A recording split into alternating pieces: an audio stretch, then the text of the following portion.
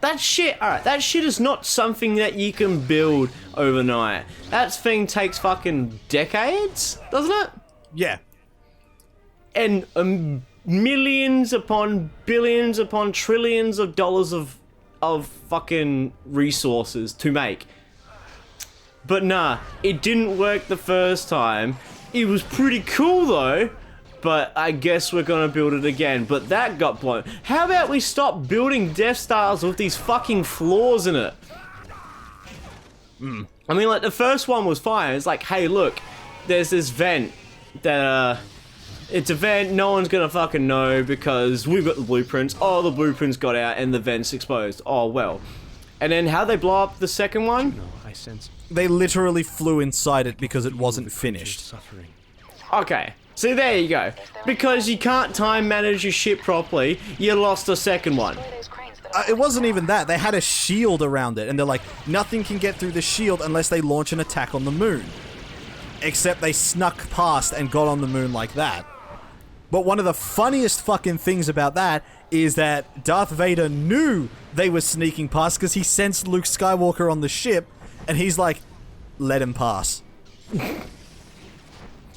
It's not my money.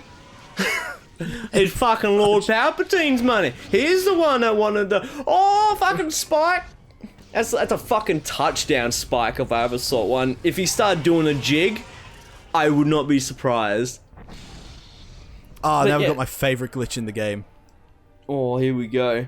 Alright, so this glitch here means that the lightsaber is always on. Like, it's always got a connection. So if we run up to something, and we do something that's supposed to turn the lightsaber off, and what'll happen is it'll start behaving like it's actually on.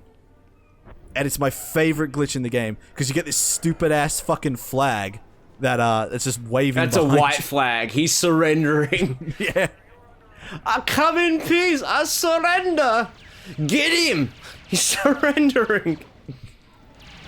Ah. This game seems to be full of those glitches, though. This It game is nice and fucking buggy. I love it. Yeah, because it's just... I want to know... I want to know who ported this game. Who do I go to fucking argue with? Oh, by the way, yeah. Carrots turn you orange if you eat too many of it. Yeah, and pumpkin and sweet potato. We did cover that. You covered that right before I went Yeah, on my I know. rant of that's not how hyperspace works, Disney. But yes, fucking... Oh, the Star Wars... Alright, here's another thing about the new movie Star Wars. So I'm like... I'm a casual fan. I'm not, like, hugely into Star Wars, but I'm hugely into movies. And continuity is a hell of a thing. Yeah. But when you have, like, Luke Skywalker, who's willing to forgive Darth Vader and think, nah, Darth Vader can be a better man. He's my father and stuff. I see the good in people. And at the fucking at the second... What? It's like, alley-oop. Yeah, so But yeah. apparently those wall vaginas are a thing. But yeah, the second he sees fucking... that... What's his name? Fucking Kylo Ren. Oh, I feel a bit of evil in him. Better fucking murk him in his sleep. Yeah. There's no, like, proof of any of this, like, oh, I sense a bit of darkness in him. And it's like, maybe I should train him to be a good... No, I'm gonna fucking kill him. Like, try to murk him in his sleep. Yeah, because I'm telling you, there was an interview that Mark Hamill did where he straight up started bagging the shit out of the new Star Wars. Really? Yeah, he's like, this is not the Luke Skywalker fans know and love. This is just it's trash. Don't watch it. Like Let me that sort of guess, shit. This happened after the movies. No, this happened as Disney was promoting it, and Disney fucking shut down every interview they could find about it. I want to see this because if this is during the movie, Like it's not during the movie. It was like during the the time Disney was looking to promote the movie. Yeah, fucking Mark Hamill says Luke Skywalker is demoralized. Yeah, fucking Mark Hamill does not like what they are doing with Luke Skywalker. Yep. Every time Hamill says something positive about it feels... He doesn't actually think this is just paid to promote the Disney professional critic. What?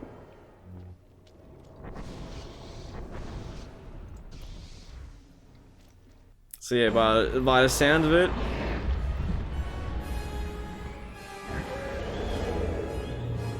Yeah, he doesn't say, like, don't watch it. He says, like, he understands, like, where the hate's coming from. But he does not like Luke Skywalker's portrayal in the movie. Which is fine, because that's an iconic role. Good. Your signal looks strong again. And now he's just gone, yeah, fucking, you know, this role that I worked really hard on and people love, fucking, nah, not my Jedi. Hashtag not my Jedi. Yep. So what Is this how it are was? these They- true things? What, the tree people? Yeah, the things you're swinging at. The ones that look like the abortions that came back. They're the natives of the planet that have been corrupted by the dark side of, Jacques T's apprentice. The spiky, thorny, horny... that Yeah, bitch. I remember her. The bitch who threw him the raw liver. Yep. Ooh. So yes, go on. Going about Before what? I ever so rudely interrupt you about Mark Hamill's opinion on Luke Yeah. Skywalker. So that was Mark Hamill's opinion of Luke Skywalker. Like, they've completely ruined the character of Luke Skywalker. It's not who he is. It's not who he was. It's got nothing to do with him, because the Luke Skywalker that everyone knows and loves actually lives on in the Star Wars books that Disney has nothing to do with, because Disney can go fuck itself. Those books are still canon. Everything that came after Disney does not exist. Fuck Mate. you, Disney. If you've seen what J.K. Rowling has done with her books, Disney can retcon that shit quick smart. Disney can fuck like J.K. Rowling, Rowling or whatever the fuck you want to pronounce her name is, J.K. Dumbitch, can go ahead and just fuck off and die. Both of them can just fuck off and die. I was never a fan of Harry Potter. Absolutely never was. I tried. I gave Harry Potter a good shake of the sauce bottle. Like, So, I'm like, so did I. I honestly wanted to get into it. All my friends, like, not even all my friends, like fucking everyone in fucking primary school was all like, "Oh, it's Harry Potter. It's, you know, it's great. It's brilliant." And I'm like, it doesn't make any fucking sense though. alright, so like, my experience with Harry Potter was when I was very young, back in my old hometown, we had like, a town hall was the movie theater. That's how fucking country town I am. So, our town hall was the movie theater, and they were showing Harry Potter, the first movie. So, my dad bought me and my sister tickets, But he's close. I can feel it. and we went and go watched it. And I'm like, this is pretty cool. Like, me and my sister had the books. I didn't read them because I wasn't that interested in reading books when I was younger. Yeah. Like, the only time they got me to fucking read books is when, like, there was some sort of, like, readathon shit at school. But, so I didn't read the books, but I was interested in Harry Potter. I liked the first movie when I was young. And then I watched the second movie, and then something inside me clicked and just went, this is not entertaining. Like, I'm sitting there going, like, I'm too young to go, yes, this fucking continuity error shit. I'm just like, I'm watching this, but I'm not entertained. Why? So I'm like, okay, I guess I'll just leave it at that then. And just wasn't interested in a Harry Potter movie afterwards. But then when I got older, friends are like, oh my god, I'm such a biggest Harry Potter fan. I love watching Harry Potter, this, that, and everything else. I'm like, you know what? I'm gonna give it a red hot go. So I rewatched the first two movies, and I'm like, these seem fine. They're not, like, bad, but they're not, like, making me froth at the mouth like a mud dog. And then I watched the third movie, and I just went, all that interest has just left my body. Like, just gone.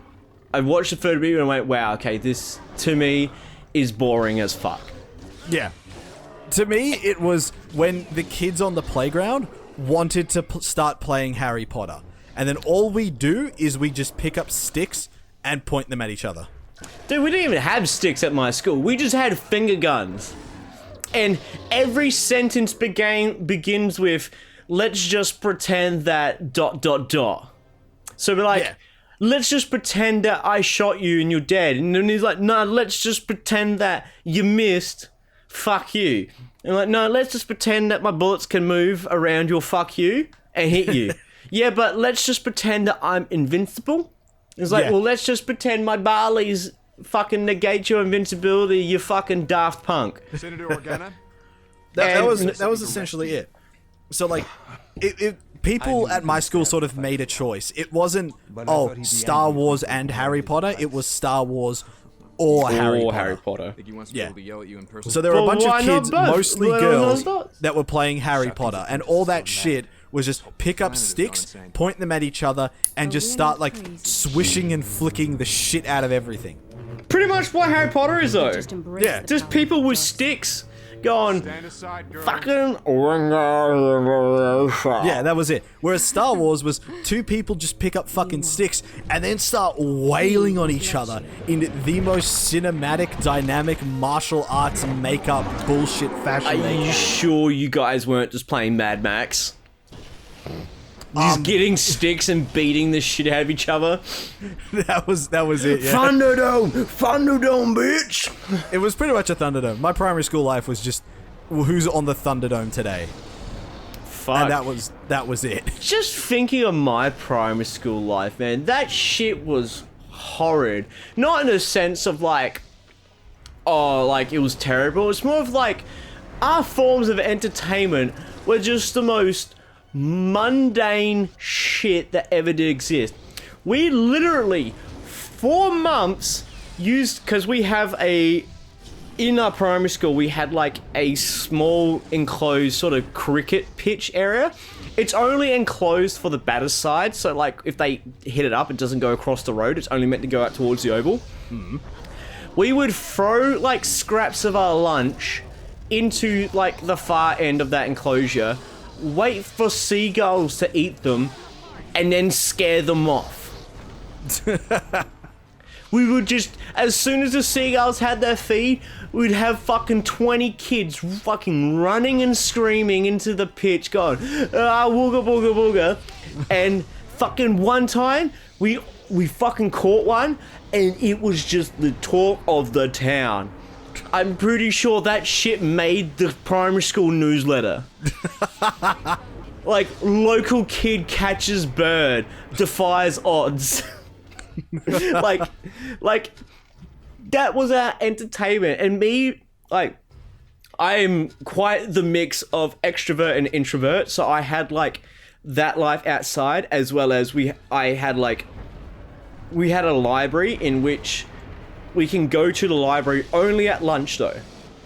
During recess, can't have it. Recess was 15 minutes. You couldn't do shit on recess. But I'd go into the library, go into Microsoft PowerPoint, and I would make stick figure animations using Microsoft PowerPoint, because a friend of mine once showed me how to make it by just duplicating the slide and then moving the stick figure like bit by bit, like a stop motion thing. It was using stop motion in PowerPoint to make stick figure animations. And I was making like full on fucking like 400-500 slide stick figure animations. And my IT teacher, Miss Newbold, she was fucking loving it. She was like, "You're a fucking prodigy at making stick figures on PowerPoint. What a fucking lad." So that's my school, my primary school, like, entertainment life was depraved at best. At best.